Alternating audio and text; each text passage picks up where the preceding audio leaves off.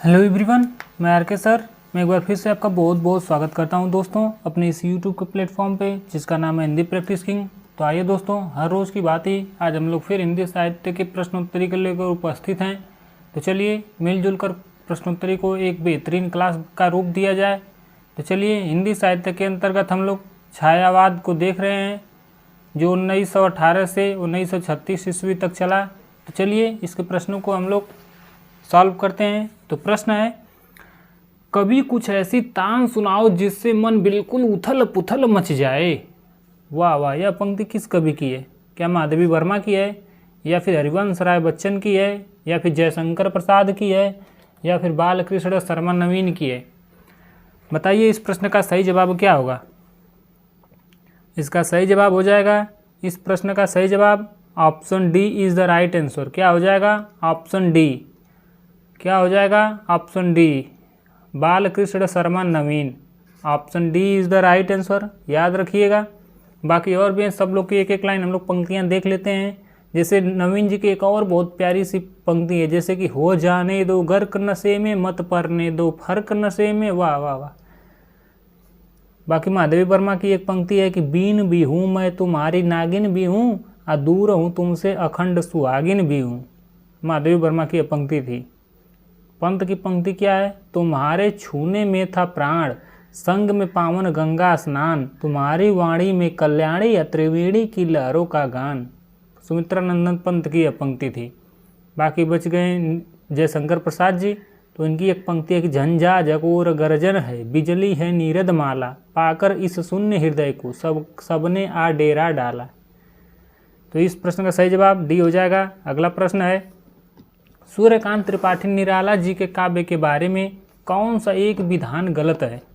क्या इसमें स्वर लय की प्रधानता है, या फिर भाषा ओजपूर्ण है, या सदुक्कड़ी हिंदी का प्रयोग है, या फिर भाषा संस्कृत निष्ठ खड़ी बोली है?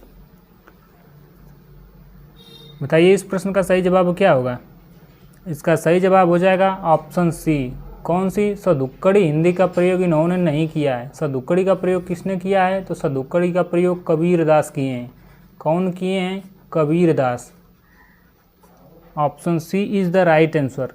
निराला की प्रथम जो है कविता कौन सी थी? तो निराला की प्रथम कविता जूही की कली थी। कौन सी थी? जूही की कली। जूही की कली। यह किस सन में रचे थे? तो 1916 में रचे थे। ट्रिक से याद रख सकते हैं, जूही क्या है? अभी कली है। क्या है? अभी छोटी सी कली है, अर्थात 16 साल की बस मात्र है। ऐसे भी ट्रिक से आप लोग याद रख सकते हैं। अगला प्रश्न है, हृदय की अनुकृति बाह्य उदार, एक लंबी काया उन्मुक्त, इस किसके प्रति यह कही गई बात है? क्या कवि के प्रति यह कही गई है, या मनु के प्रति, या ईड़ा के प्रति, या श्रद्धा के प्रति? बताइए इस प्रश्न का सही जवाब क्या हो जाएगा। इसका सही जवाब हो जाएगा श्रद्धा के प्रति। किसके प्रति यह बात कही गई है? श्रद्धा के प्रति। तो आप समझ सकते हैं कि यह किस रचना से है। यह कामायनी से ली गई है। किससे ली गई है? कामायनी से। कामायनी में कितने सर्ग हैं? तो 15 सर्ग हैं, याद रखिएगा। मोस्ट इम्पॉर्टेंट यह प्रश्न है, मैं बार बार दोहरा रहा हूँ ताकि आपको याद हो जाए। अगर आप लोग जानना चाहें क्रमशः कौन कौन से 15 सर्ग हैं, तो चलिए मैं यहीं पर बता दे रहा हूँ। कामायनी का पहला सर्ग है चिंता। चिंता से प्रारंभ होता है। पहला कौन सा है? चिंता है। स्टार लगा कर लिखिएगा। पहला और लास्ट वाला अवश्य पूछा जाता है। दूसरा सर्ग इसका कौन सा है? तो आशा है। कौन सा है? आशा। तीसरा सर्ग इसका कौन सा है? तो श्रद्धा है। कौन सा है? श्रद्धा। चौथा इसका सर्ग है काम। कौन सा है? काम। पांचवा कौन सा है? पांचवा है वासना। कौन है? वासना। छठे नंबर पे आ जाएगा लज्जा। कौन सा सर्ग? सर्ग को चैप्टर या पाठ भी कह सकते हैं। सातवें नंबर पे कौन सा आ जाएगा? कर्म हो जाएगा। कौन सा? कर्म हो जाएगा। आठवें नंबर को हम लोग देख लेते हैं। आठवें नंबर पे ईर्ष्या हो जाएगा। कौन सा? ईर्ष्या। नवें नंबर पे देख लेते हैं। नवें नंबर पे ईड़ा हो जाएगा। क्या हो जाएगा? ईड़ा। यही जो ऑप्शन सी में दिया है वही ईड़ा। इसके बाद अगला 10वें नंबर पे हो जाएगा स्वप्न। कौन सा हो जाएगा? स्वप्न हो जाएगा। 11वें नंबर पे कौन सा हो जाएगा? संघर्ष। कौन सा हो जाएगा? संघर्ष। बिल्कुल क्रमशः याद रखिएगा, आप लोग थोड़ा सा मेहनत करिएगा, बाकी याद हो जाएगा, बार बार देखने से पढ़ने से याद हो जाएगा। अगला है निर्वेद। 13 नंबर पे कौन सा है? 13 नंबर पे है दर्शन। कौन सा है? दर्शन। और 14 नंबर पे कौन सा है? तो 14 नंबर पे रहस्य है। क्या है? रहस्य है। और 15वें पे क्या है? तो 15वें पे आनंद है। क्या है? आनंद है। पहला सर्ग चिंता और लास्ट सर्ग आनंद है, याद रखिएगा, यह सुपर मोस्ट इम्पॉर्टेंट प्रश्न है। अगला प्रश्न है, डॉक्टर रामकुमार वर्मा द्वारा रचित गद्य गीत कौन सा है? क्या भग्नदूत है, या फिर मौक्तिकमाल है, या हिमहास है, या अंतर्रागिनी है? इसका सही जवाब हो जाएगा ऑप्शन सी। कौन सा है इनके द्वारा रचित गद्य गीत? हिमहास है। बाकी भग्नदूत किनका है? यह अज्ञेय का है। भग्नदूत हो गया, चिंता हो गया, यह सब किनका है? यह सब अज्ञेय का है। किनका है? अज्ञेय का, याद रखिएगा। और यह भी क्या है? यह भी गद्य गीत ही है, लेकिन इसमें रामकुमार वर्मा को पूछा गया है, लेकिन यहाँ पे यह किनका है? भग्नदूत अज्ञेय जी का है।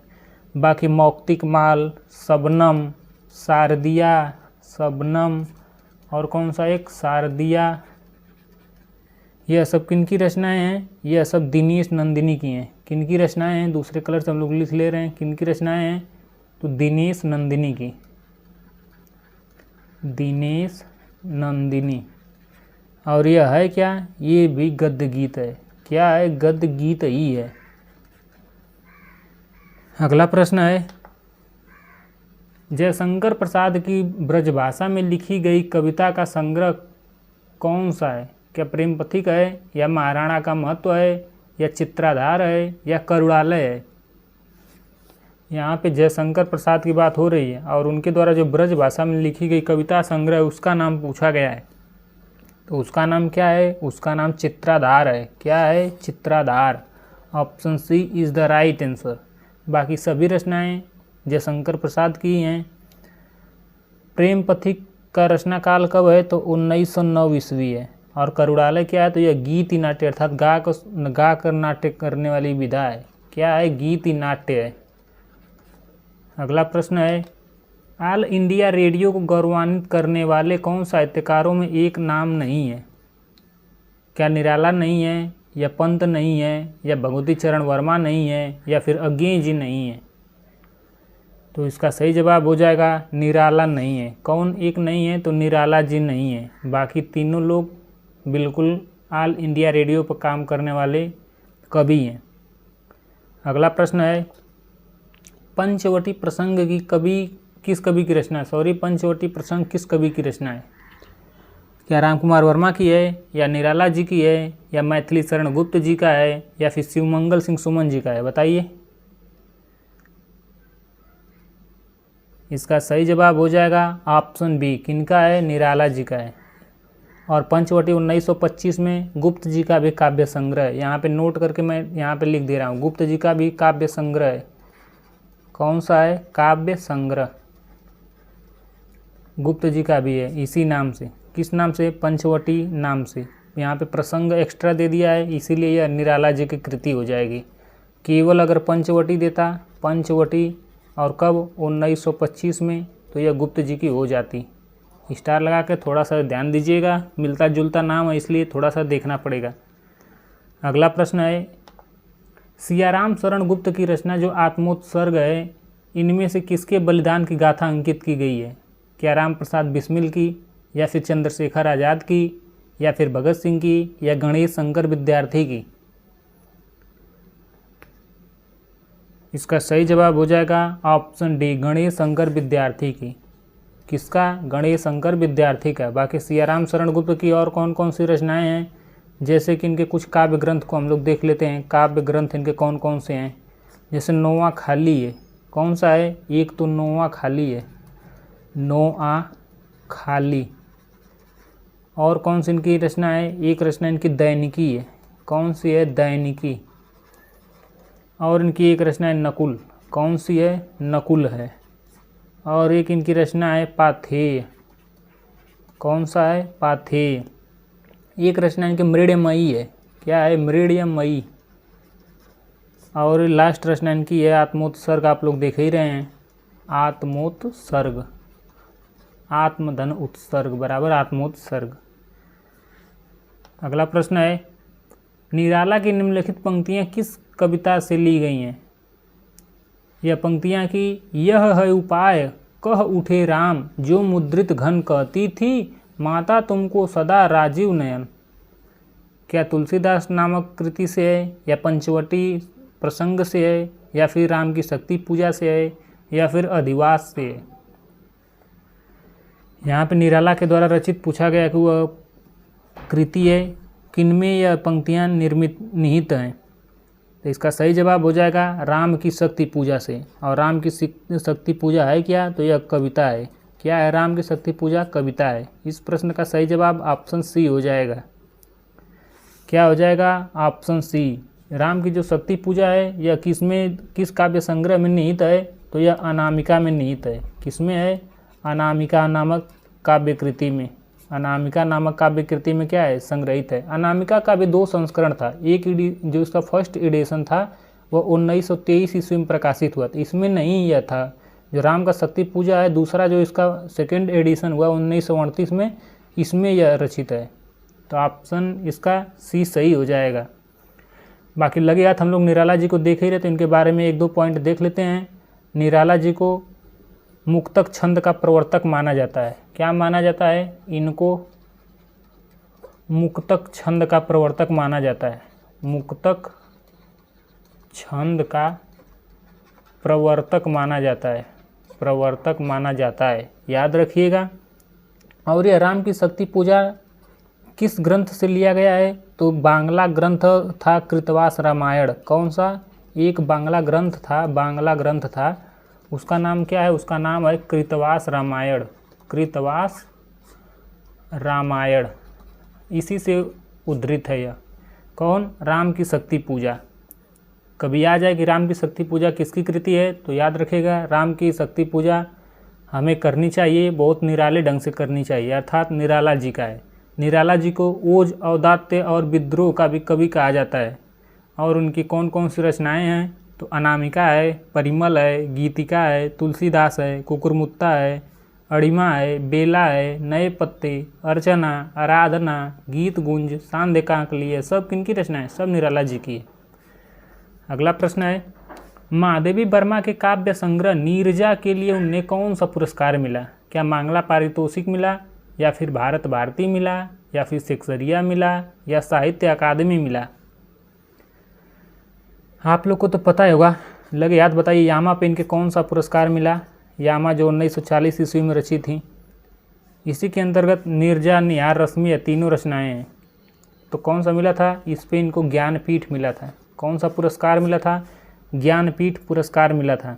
कब मिला था? तो 1952 में मिला था। 40 में रचनाएं रची थी और मिला कब था? तो 1952 ईस्वी में। और इस पे इनको नीरजा पे कौन सा पुरस्कार मिला? तो शेक्सपियर मिला। कौन सा? ऑप्शन सी, शेक्सपियर पुरस्कार मिला। ध्यान रखिएगा, बहुत अच्छा सा प्यारा सा प्रश्न है। बाकी इनकी 1-2 और रचनाएं जैसे सप्तपर्णा 1960 में रची थी, और जिसमें ऋग्वेद के मंत्रों का काव्य के अनुवाद किया गया था। ऋग्वेद के मंत्रों का काव्य में अनुवाद किया गया था। अगला प्रश्न है, छायावाद के किस कवि का काव्य अरविंद के जीवन दर्शन से प्रभावित है? बताइए, कौन से कवि का काव्य अरविंद दर्शन से प्रभावित है? क्या वह महादेवी वर्मा हैं, या निराला जी हैं, या फिर प्रसाद जी हैं, या फिर पंत जी हैं? ये लोग छायावाद के 4 स्तंभ माने जाते हैं। 4 स्तंभ माने जाते हैं। स्तंभ किसके? छायावाद के। छायावाद के कौन? निराला जी, महादेवी वर्मा जी, प्रसाद जी और पंत जी। इन लोगों को क्या कहा जाता है? छायावाद का 4 स्तंभ कहा जाता है। और इस प्रश्न का सही जवाब हो जाएगा ऑप्शन डी। कौन हो जाएंगे? सुमित्रानंदन पंत थे। कौन थे? सुमित्रानंदन पंत थे। बाकी लगे याद, हम लोग सभी लोगों के बारे में देख लेते हैं कि इन्होंने किस दर्शन से प्रभावित थे। जैसे निराला जी वेदांत दर्शन से प्रभावित थे। किससे यह प्रभावित थे? ये वेदांत दर्शन से प्रभावित थे। कौन? निराला जी। और सुमित्रानंदन पंत, ये तो आप लोग देख ही रहे हैं कि अरविंद दर्शन से प्रभावित थे। महादेवी वर्मा, यह किनसे प्रभावित थी? तो यह प्रभावित थी बौद्ध दर्शन से। किससे प्रभावित थी? बौद्ध दर्शन से। बाकी बच गए जयशंकर प्रसाद, तो यह शैव, यानी कि यहाँ शंकर लिखा है तो शिव वाले से ही प्रभावित होंगे, अर्थात शैव दर्शन से ये अभी क्या थे? प्रभावित थे। बाकी रहस्यवादी कवियत्री माना जाता है महादेवी वर्मा को, और आधुनिक युग का मीरा भी इनको कहा जाता है। पंत को प्रकृति का सुकुमार कवि, राजकुमार कवि, यह सब माना जाता है। और पंत को संवेदनशील इंद्रिय बोध का कवि भी कहा जाता है। सुमित्रानंदन पंत की पहली कविता गिरजे का घंटा, जो 1916 ईस्वी में प्रकाशित हुई। बाकी इनकी बहुत सारी रचनाएं हैं। रचनाओं को भी कई भागों में बांट दिया गया है, जैसे प्रगतिवादी रचनाएं कुछ इनकी हैं, जैसे युगांत, युगवाणी, ग्राम्या। बाकी नव मानवतावादी भी काव्य में बांट दिया गया है, जैसे उत्तरा, कला और बूढ़ा चाँद, अतिमा, लोकायतन, चिदम्बरा। ये सब रचनाएं पंत जी की हैं, याद रखिएगा। अगला प्रश्न है, निम्नलिखित में से कौन सी पुस्तक महात्मा गांधी के जीवन पर आधारित है? क्या महामानव है, या आत्मजयी है, या लोकायतन है, या एक पुरुष और है? बताइए इस प्रश्न का सही जवाब क्या हो जाएगा? इसका सही जवाब हो जाएगा ऑप्शन ए, महामानव है। कौन है? महामानव नामक कृति महात्मा गांधी के जीवन पर आधारित है। यह है किनकी? तो ठाकुर प्रसाद सिंह की है। किनकी है? ठाकुर प्रसाद सिंह। ठाकुर प्रसाद सिंह की यह कृति है। और यह है क्या? तो यह प्रबंध काव्य है। कौन सा काव्य है? प्रबंध काव्य। मैं बता चुका हूँ प्रबंध काव्य किसे कहा जाता है? कोई एक कथा या कहानी जो शुरू से लेकर लास्ट तक क्रमबद्ध रूप से चलती जाती है, छोटी छोटी कहानियाँ बीच में आकर जुड़ जाती हैं, जिससे उस कहानी को एक रोचक रूप धारण कर लेती है या रोचक बना देती है, उसको प्रबंध काव्य कहा जाता है, याद रखिएगा। बाकी लोकायतन किनकी कृति है? तो लोकायतन सुमित्रानंदन पंत जी का है। पंत जी का है। आत्मजयी आप लोग जानते ही हैं कुंवर नारायण का है। किनका है? कुंवर नारायण का। इसमें है क्या इस कृति में? इस कृति में नचिकेता प्रसंग पर आधारित यह कृति है। कौन सा प्रसंग है इसमें? नचिकेता। नचिकेता प्रसंग पर आधारित है यह। बाकी बच गया लास्ट वाला, एक पुरुष और, तो यह किनकी रचना है? यह जैनेन्द्र कुमार की है। किनकी है? जैनेन्द्र कुमार की रचना है।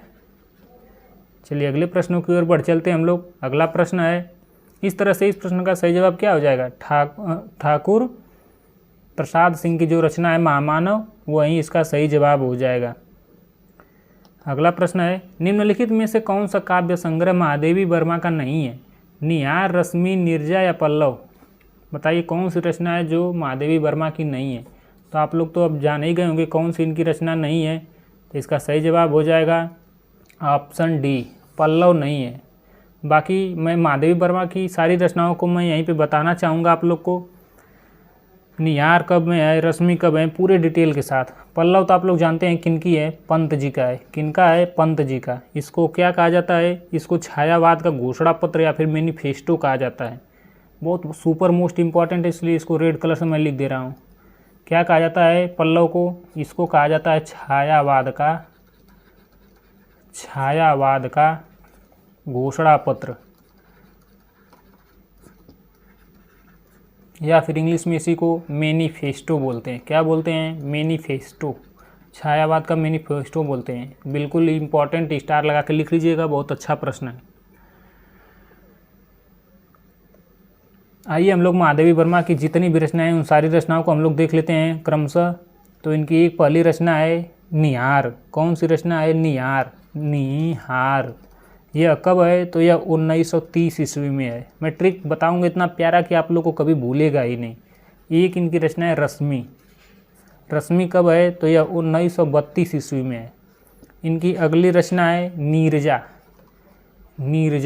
नीरजा कब है? तो यह 1935 ईस्वी में रचित है। इसके बाद है सांध्य गीत। कौन सा है? सांध्य गीत। यह कब रचित है? यह 1936 ईस्वी में रचित है। इसके बाद यामा आ जाएगा। यामा। यामा कब है? यामा यह है 1940 ईस्वी में रचित।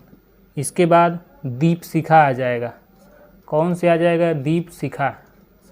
दीपशिखा कब है? तो 1942 ईस्वी में है। इसके बाद लास्ट इनकी रचना सप्तपर्णा आ जाएगा। कौन सा? सप्तपर्णा।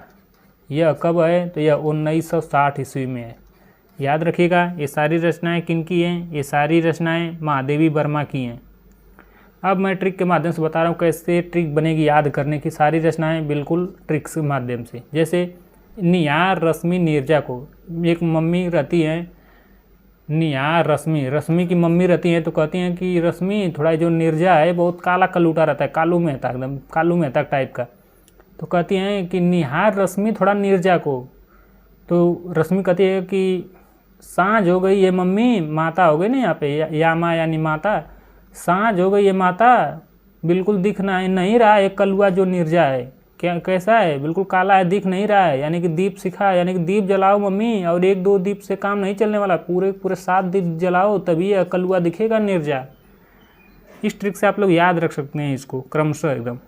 देख रहे हैं। और प्रकाशन वर्ष भी 30, 32, 35, 36, 40 बिल्कुल क्रमशः है। तो इस ट्रिक से आप लोग इसको याद रख सकते हैं। क्या कर सकते हैं? बिल्कुल क्रमशः आप लोग याद रख सकते हैं। चलिए अगले प्रश्न की ओर हम लोग बढ़ जाते हैं। अगला प्रश्न है, महाकाव्य जो कामायनी है इसमें कौन सा दर्शन है? जस्ट हम लोग अभी देखें, वेदांत दर्शन है या चारवाक दर्शन है या अरविंद दर्शन है या प्रत्यभिज्ञा दर्शन है? तो कामायनी कब रची गई? 1935 ईस्वी में रची गई। किसके द्वारा? जयशंकर प्रसाद जी के द्वारा। है क्या? महाकाव्य है। क्या है? महाकाव्य है। और इसको छायावाद का उपनिषद कहा जाता है। क्या कहा जाता है? छायावाद का उपनिषद। याद रखिएगा, इसको कहा क्या जाता है? इसको कहा जाता है छायावाद का उपनिषद। छायावाद का उपनिषद। आप लोग को मैं जस्ट अभी बताया हूँ कि छायावाद का घोषणा पत्र या मैनिफेस्टो किसको कहते हैं? तो पल्लव को कहते हैं। याद रखिएगा। और छायावाद का उपनिषद किसको कहते हैं? तो कामायनी को कहते हैं। याद रखिएगा। और इसमें है क्या? और इसको कहा किसने? आप लोग लगे हाथ बताइए कि इसको किसने कहा? इसको कहने वाले हैं शांति प्रिय द्विवेदी। कौन कहे हैं? शांति प्रिय द्विवेदी जी यह नामकरण दिए हैं। और इस प्रश्न का सही जवाब हो जाएगा प्रत्यभिज्ञा दर्शन। कौन सा दर्शन है? तो प्रत्यभिज्ञा दर्शन है। कामायनी में कितने सर्ग हैं? तो कामायनी में 15 सर्ग हैं। जस्ट मैं अभी बताया हूँ। यहाँ पे एक बार और मैं ओरली बता देता हूँ ताकि आप लोग को रिकॉल हो जाए। जैसे इसमें पहला सर्ग है चिंता और लास्ट सर्ग है आनंद। दूसरा सर्ग है आशा। तीसरा है श्रद्धा। उसके बाद काम, वासना, लज्जा, कर्म, ईर्ष्या, ईड़ा, स्वप्न, संघर्ष, निर्वेद, दर्शन, रहस्य, आनंद। ये सब 15 सर्ग कामायनी के हैं। अगला प्रश्न है, मुझे तोड़ लेना बनमाली, उस पथ में देना तुम फेंक, मातृभूमि पर शीश चढ़ाने जिस पथ जावे वीर अनेक। यह पंक्ति के रचनाकार कौन है? क्या गुप्त जी हैं या फिर नवीन जी हैं या फिर चतुर्वेदी जी हैं या फिर राम नरेश त्रिपाठी जी हैं? इसका सही जवाब हो जाएगा माखनलाल चतुर्वेदी। कौन हो जाएंगे? Makhanlal Chaturvedi. Option C is the right answer. और गुप्त जी की कौन सी एक प्यारी पंक्ति है? केवल मनोरंजन न कवि का कर्म होना चाहिए, उसमें उचित उपदेश का भी मर्म होना चाहिए। यह पंक्ति किनकी है? तो मैथिली शरण गुप्त की है।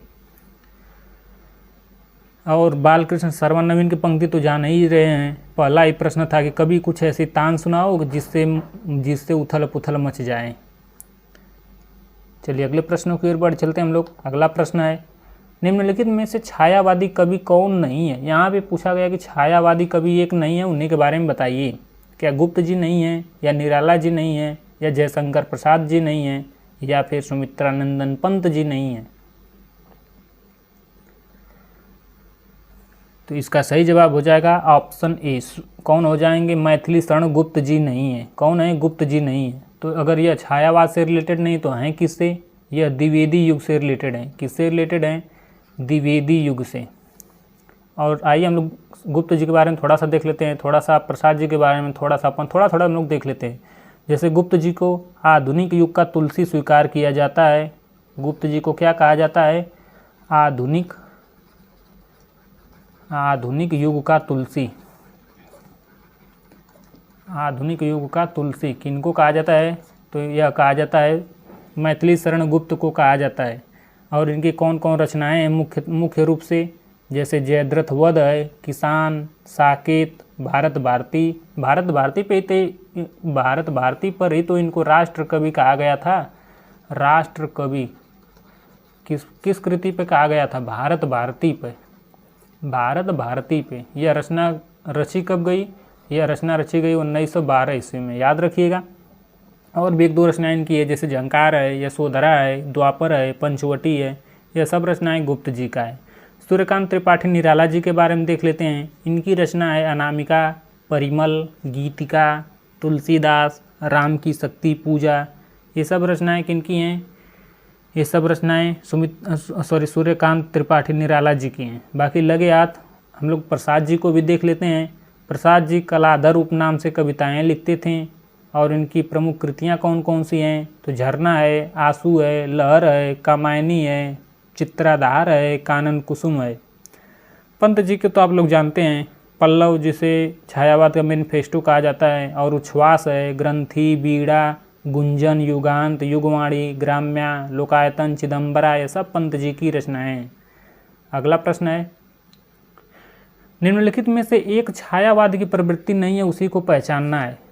क्या अमूर्त और अशरीरी सौंदर्य चित्रण नहीं है, या प्रकृति का चित्रण नहीं है, या मानव प्रेम, शिशु प्रेम एवं अज्ञात के प्रति व्यक्ति उदात्त प्रेम वर्णन नहीं है, या फिर इतिवृत्तात्मकता नहीं है?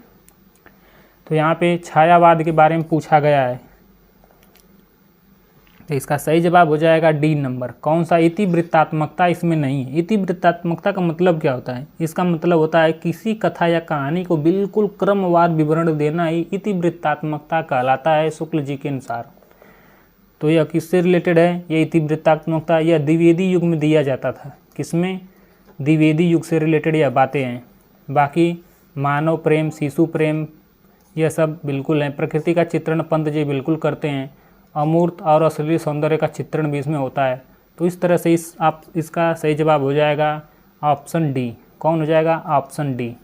बाकी हम लोग लगे आज छायावाद की और भी विशेषताओं को हम लोग यहीं पे ओरली देख लेते हैं। छायावाद की पहली विशेषता है व्यक्ति स्वातंत्र का स्वर, रूढ़ियों से मुक्ति का प्रयास, प्रकृति स्पंदन है, गीतात्मक मधुर वेदना इसमें होती हैं, नारी विषयक नई धारणा इसमें पाई जाती है, युगीन सत्य और यथार्थ की अभिव्यक्ति होती है, राष्ट्रीय एवं सांस्कृतिक चेतना इसमें जागृत होती है, स्वच्छंद कल्पना का नवोन्मेष होता है। चलिए अगले प्रश्नों की ओर बढ़ चलते हैं हम लोग। अगला प्रश्न है, राम की शक्ति पूजा का प्रकाशन वर्ष बताइए। राम की शक्ति पूजा है किनकी? तो यह किनकी है? राम की शक्ति पूजा हमें निराले ढंग से करना चाहिए, अर्थात निराला की है। कब है राम की शक्ति पूजा का प्रकाशन वर्ष? तो इसका सही जवाब हो जाएगा 1936। कौन सा है? Option B is the right answer. Ram ki Shakti पूजा को आलोचकों ने बिच्छू छुड़ाने का मंत्र कहा है। किसको? राम की शक्ति पूजा को क्या कहा है आलोचकों ने? तो बिच्छू छुड़ाने का मंत्र कहा है। इतना टेढ़ा है, ऐसे आप लोग ट्रिक से याद रख सकते हैं। क्या कहें आलोचकों ने? कि यह बिच्छू छुड़ाने का मंत्र है। बाकी यह रचना है किनकी? तो निराला जी की है। आइए हम लोग निराला जी के बारे में थोड़ा सा देख लेते हैं, लगे हाथ। जैसे निराला जी के बारे में देख लेते हैं, इनको छंदों का गुरु कहा जाता है। किनको? निराला जी को क्या कहा जाता है? यहाँ पे मैं निराला हेडिंग डाल के इनके बारे में थोड़ा एक दो लाइन बता दे रहा हूँ। निराला जी को छंदों का गुरु कहा जाता है, छंदों के गुरु माने जाते हैं। और कौन ऐसा मानते हैं? मुख्य रूप से नामवर सिंह मानते हैं। कौन? नामवर सिंह। किनको मानते हैं? ये मानते हैं निराला जी को। क्या मानते हैं? छंदों का गुरु। और निराला को रूढ़ियों के प्रति विद्रोह और परिवर्तन के कवि भी माना जाता है। ऐसा मानने वाले रामविलास शर्मा जी हैं। चलिए अगले प्रश्नों की ओर बढ़ चलते हैं हम लोग। अगला प्रश्न है, और अगर निराला जी के बारे में मैं ओरली बता देता हूँ उनकी कुछ रचनाओं को भी, ताकि बार बार सुनने से याद हो जाएगा। कौन कौन है, तो एक इनकी अनामिका है, परिमल है, गीतिका है, सांध्य कांकली है, जूही की कली है, पंचवटी प्रसंग है, सरोज स्मृति है, तुलसीदास है, कुकुरमुत्ता है, इत्यादि इनकी रचनाएं हैं। चलिए अगले प्रश्नों की ओर बढ़ चलते हैं हम लोग। अगला प्रश्न है, लोकायतन किस विधा की कृति है? क्या यह खंड काव्य है, या प्रबंध काव्य है, या मुक्तक काव्य है, या फिर नीति काव्य है? लोकायतन किनके द्वारा रचित है? यह सुमित्रा नंदन पंत के द्वारा रचित है, याद रखिएगा। यह है क्या? तो यह एक प्रबंध काव्य है। क्या है यह प्रबंध काव्य? प्रबंध काव्य क्या होता है, जस्ट मैं भी बताया हूँ, एक कथा जो निरंतर चलती रहती है और बीच बीच में छोटी छोटी कथाएं सहायक होकर उस कथा को रोचक बना देती हैं, उसे प्रबंध काव्य कहा जाता है। जैसे रामायण हो गया, बीच बीच में लव कुश कांड, किष्किंधा कांड, छोटे छोटे कांड आके मिल जाते हैं और रोचक बना देते हैं, उसे प्रबंध काव्य कहा जाता है। बाकी पंत की पहली रचना आप लोग जानते हैं गिरजे का घंटा है। कौन सी है इनकी पहली रचना? गिरजे का घंटा है। गिरजे का घंटा कब है? तो 1916 है, याद रखिएगा। इनकी पहली रचना है। क्या है? इनकी पहली रचना है, याद रखिएगा। बाकी और भी बहुत सारी इनकी रचनाएं हैं। आइए हम लोग हर रोज़ एक एक कवि को देखते हैं, तो आज इनके बारे में पूरा डिटेल से इनकी रचनाओं को देख लेते हैं। किनके बारे में? सुमित्रा नंदन पंत के बारे में। चलिए यहीं पे देख लेते हैं। इनकी एक है वीणा, वीणा, वीणा से प्रारंभ होता है ना, वीणा। वीणा नामक इनका जो है काव्य कब है? तो यह है 1927 ईस्वी में। इनका अगला है ग्रंथि। ग्रंथि कब है? ग्रंथि है 1920 ईस्वी में। अगली इनकी रचना है गुंजन। कौन सा है? गुंजन। और गुंजन कब है? तो गुंजन 1932 ईस्वी में है। इनकी अगली रचना है युगांत। कौन सी एक रचना है? युगांत है, युग का अंत। कब है? 1936 ईस्वी में। इनकी अगली रचना कौन सी है? तो इनकी अगली रचना है युगांत के बाद युगवाणी। कौन सी रचना इनकी अगली? इनकी अगली रचना है युगवाणी। युगवाणी इनकी अगली रचना है। कब है यह रचित? तो यह 1936 ईस्वी में रचित है। यह भी 39 ईस्वी में। कब है? 39 ईस्वी में युगवाणी है। ग्राम्या कब रचित है? इसके बाद ग्राम्या है। ग्राम्या कब रचित है? तो 1940 ईस्वी में रचित है ग्राम्या। बाकी अगली रचना स्वर्ण किरण है इनकी। कौन सी इनकी अगली रचना है? स्वर्ण किरण है। स्वर्ण किरण का रचना काल कब है? 1947 ईस्वी है। याद रखिएगा, जब भारत आज़ाद हुआ उसमें स्वर्ण किरण का प्रारंभ हुआ। ऐसे भी ट्रिक से आप लोग याद रख सकते हैं, या फिर स्वर्ण किरण कह सकते हैं, या फिर स्वर्ण धूलि कह सकते हैं। दोनों कब है? 1947 ईस्वी में ही है, इसलिए याद करने में आसानी होगी। अगली इनकी एक रचना है युगपथ। कौन सी रचना है? युगपथ। युगपथ कब रचित है? 1949 ईस्वी में। बाकी लोकायतन बच गया। लोकायतन, तो लोकायतन का रचना काल है 1964 ईस्वी। कब है? 1964। एक रचना की चिदम्बरा है। कौन सी है? चिदम्बरा, बहुत फेमस रचना है इनकी चिदम्बरा, जो 1965 ईस्वी में रचित है। लास्ट इनकी रचना है कला और बूढ़ा चाँद। कौन सा है? कला और बूढ़ा चाँद। कला और बूढ़ा चाँद। ये इस पे इनको क्या मिला था? 1960 ईस्वी में जब रचे थे, तो इस पे 1960 ईस्वी में जब रचे थे तो इनको क्या मिला था? इनको साहित्य अकादमी पुरस्कार मिला था। कौन सा पुरस्कार? साहित्य अकादमी पुरस्कार इनको मिला था इसी रचना पे। कब मिला था? 1960 ईस्वी में मिला था साहित्य अकादमी पुरस्कार, याद रखिएगा। बाकी सुमित्रा नंदन पंत को इंद्रिय बोध का कवि भी कहा जाता है। सुमित्रा नंदन पंत को प्रकृति का सुकुमार कवि भी कहा जाता है, याद रखिएगा। पूरी तरह से हम लोग पंत जी का पोस्टमार्टम कर दिए। अब हम लोग अगले प्रश्नों की ओर उन्मुख हो चलते हैं। अगला प्रश्न है, तुलसीदास के रचनाकार कौन है? तुलसीदास नामक कृति किसकी है, बताइए। क्या निराला जी ने नाम इस नाम से रचे हैं, या फिर सुमित्रा नंदन पंत रचे हैं, या फिर महादेवी वर्मा रची हैं, या फिर जयशंकर प्रसाद रचे हैं? इसका सही जवाब हो जाएगा option A is the right answer. कौन रचे हैं? निराला जी रचे हैं। कौन? निराला जी रचे हैं। अच्छा, इनका जन्म कहाँ हुआ था बताइए? निराला जी का जन्म कहाँ हुआ था? लगे याद बताइए आप लोग। इनका जन्म हुआ था बंगाल में। कहाँ पे? पश्चिम बंगाल में।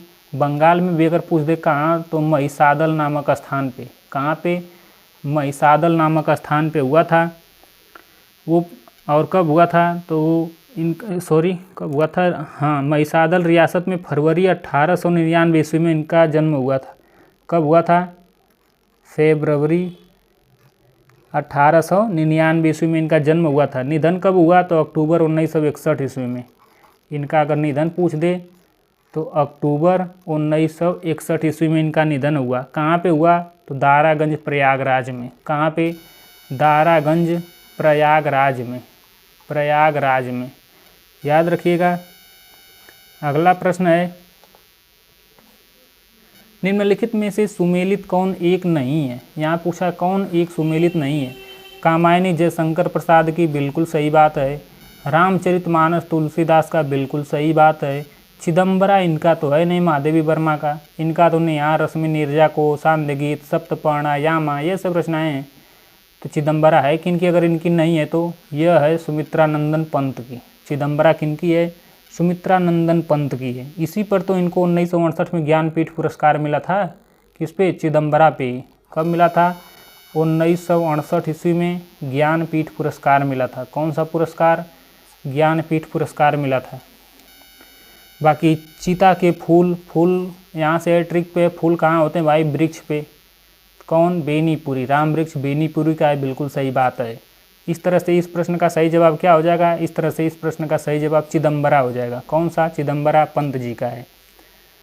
अगला प्रश्न है, महादेवी वर्मा के यामा में कौन सी रचना संकलित नहीं है? यामा में कौन एक संकलित नहीं है? मैं बताया हूँ, इनकी यामा 1940 ईस्वी में रचित यामा है।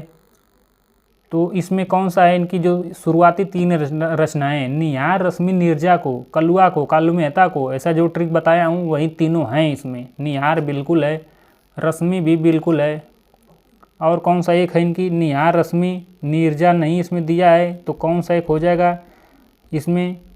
सांध्यगीत भी है। कौन सा है? सांध्यगीत भी है। तो कौन हो जाएगा? दीपशिखा नहीं है। कौन एक नहीं है?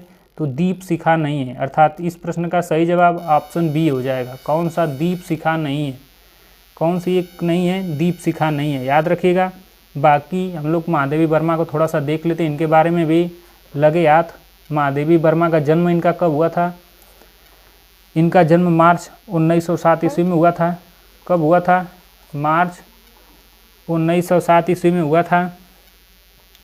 और इनका निधन 1987 ईस्वी में हुआ। कब हुआ इनका निधन?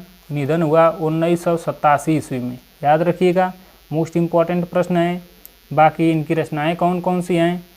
निहार, रश्मि नीरजा, सांध्यगीत, दीपशिखा, सप्तपर्णा, ये सब रचनाएं किनकी हैं? सब महादेवी वर्मा की हैं। अगला प्रश्न है,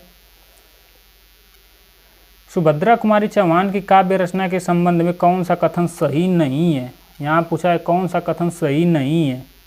पहला है, उनमें गंभीर से गंभीर विषय को भी सरल रूप से प्रस्तुत करने की अदम्य क्षमता थी। बिल्कुल सही बात है। कोई भी कवि रहेगा तो ऐसा करने की कोशिश करेगा, और ऐसी प्रस्तुतिकरण सुभद्रा कुमारी चौहान में कूट कूट कर भरी थी।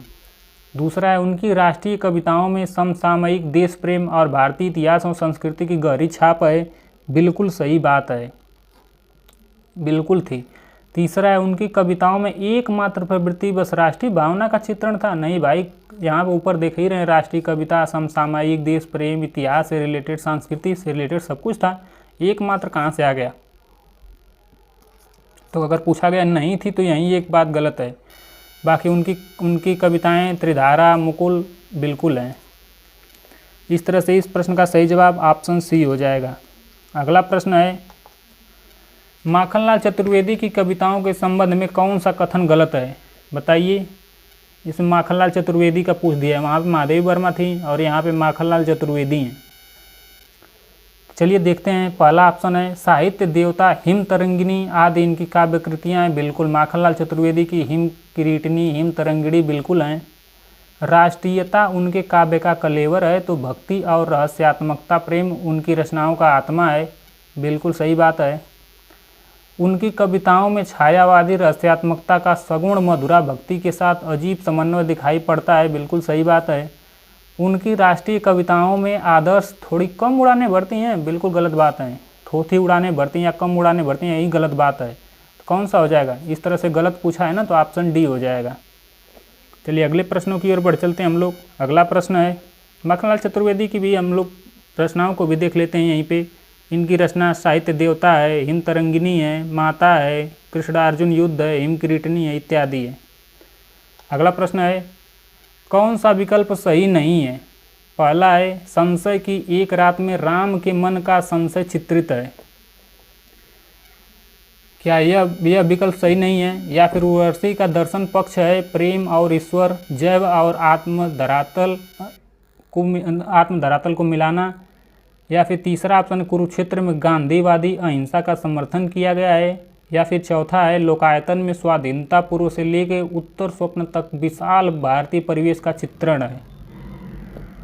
तो आप लोग को तो समझ में आ ही गया होगा कि इस प्रश्न का सही जवाब क्या होगा। सही जवाब कौन एक नहीं है? तो कुरुक्षेत्र में गांधीवादी अहिंसा का समर्थन नहीं है। कुरुक्षेत्र में है क्या? इसमें भीष्म और युधिष्ठिर से रिलेटेड बातें हैं, यानी कि महाभारत से रिलेटेड बातें हैं, जिसमें मार धाड़ लड़ाई झगड़ा होता है। तो फिर कहाँ से उसमें गांधीवादी अहिंसावादी बात कहीं तो आएगी नहीं। तो यहीं क्या है? गलत है, बाकी सब सही है।